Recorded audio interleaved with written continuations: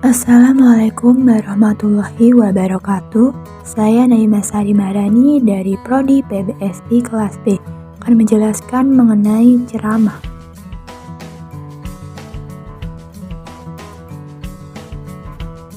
Selanjutnya kita akan membahas mengenai materi-materi dalam ceramah.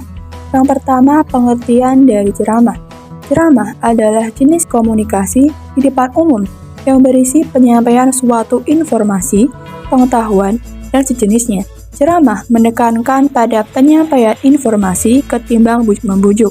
Oleh karena itu, setelah mengikuti kegiatan ceramah, diharapkan dapat diperoleh sejumlah informasi yang dapat memperluas pengetahuan dan pemahaman kita tentang topik tertentu. Pokok-pokok ceramah berarti hal atau masalah yang menjadi pusat pembicaraan dari suatu ceramah.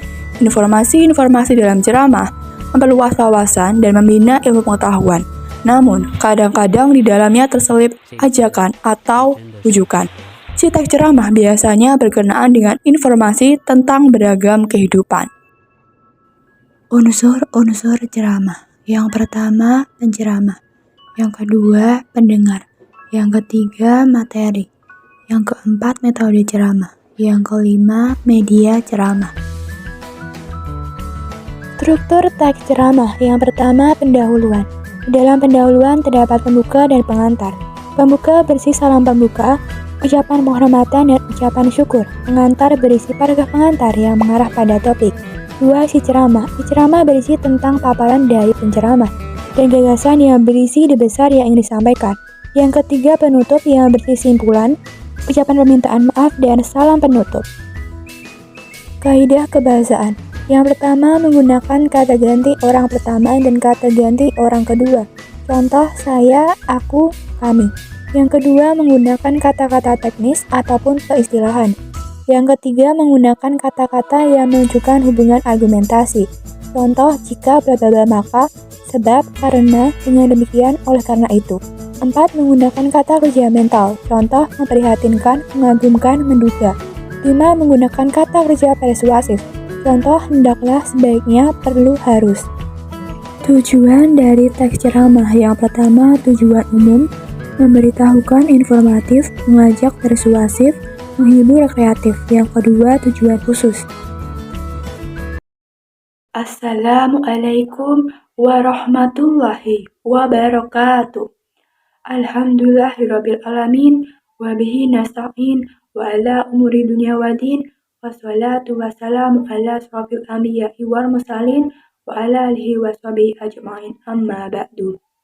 Pertama-tama, marilah kita panjatkan puja dan puji syukur kehadirat Allah Subhanahu wa Ta'ala yang telah memberikan nikmat dan karunia-Nya kepada kita sehingga memudahkan langkah kita untuk berkumpul tempat ini yang insya Allah dimuliakan oleh Allah Subhanahu wa Ta'ala.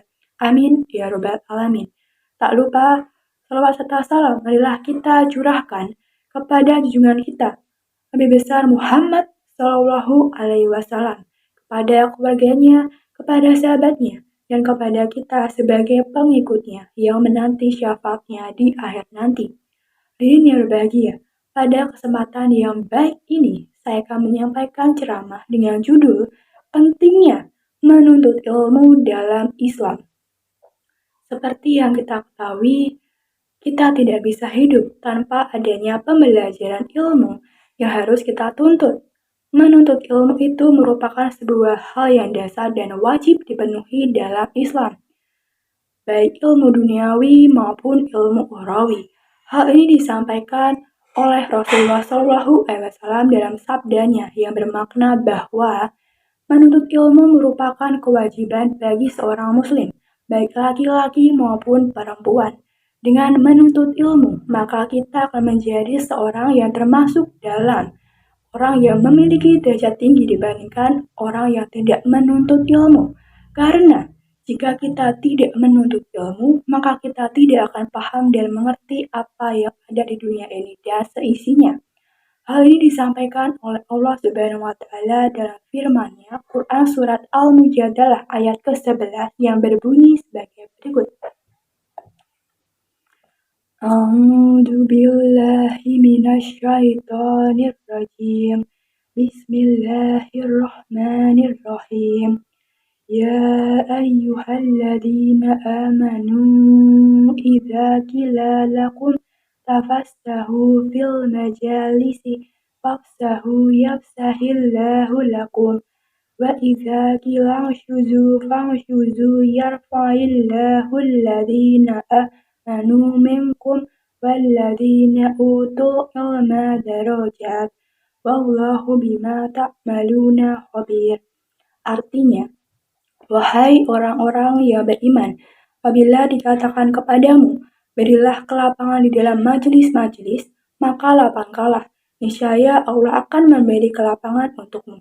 Dan apabila dikatakan, berdirilah kamu, maka berdirilah. Niscaya Allah akan mengangkat derajat orang-orang yang beriman di antaramu dan orang-orang yang diberi ilmu beberapa derajat. Dan Allah Maha teliti apa yang kamu kerjakan. Dalam kalimat, Allah akan meninggikan derajat orang yang beriman dan orang yang berilmu beberapa derajat, memiliki arti bahwa jika kita menuntut ilmu, maka Allah akan memberikan satu derajat kepada kita baik di dunia maupun di akhirat. Hal itulah yang menjadi kesimpulan bahwa selama hayat masih di kandung badan, maka selama itu pula kita harus menuntut ilmu. Tanpa ilmu kita bukan merupakan seorang insan yang sempurna. Mungkin ini yang bisa saya sampaikan pada kali ini. Lebih baiknya sebelum mengakhiri ceramah pada hari ini, kita sama-sama berdoa semoga kita termasuk ke dalam golongan orang yang tidak akan berhenti untuk menuntut ilmu. Apabila ada kesalahan kata atau ucapan, saya mohon maaf. Semoga bermanfaat. Terima kasih. Wabillahi taufiq wal hidayah. Wassalamualaikum warahmatullahi wabarakatuh.